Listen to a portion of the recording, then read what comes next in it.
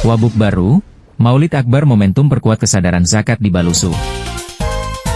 Meski diguyur hujan deras, semangat warga Kecamatan Balusu, Kabupaten Baru, tak surut mengikuti peringatan Maulid Akbar yang digelar Basnas Baru di lapangan kantor Desa Balusu, Rabu, 8 Oktober 2025. Wakil Bupati Baru, Abustan Andi Bintang, yang hadir dalam kegiatan tersebut, mengapresiasi antusias masyarakat sebagai bentuk kecintaan kepada Nabi Muhammad SAW. Dalam sambutannya, Wabub Abustan menekankan pentingnya meneladani akhlak Rasulullah serta menegakkan rukun Islam secara utuh, termasuk zakat sebagai sarana membersihkan harta dan menyejahterakan umat. Ia juga mengusulkan agar pelaksanaan Maulid tahun depan dilengkapi dengan pendataan peserta, guna memantau peningkatan jumlah muzaki atau pembayar zakat di wilayah Balusu.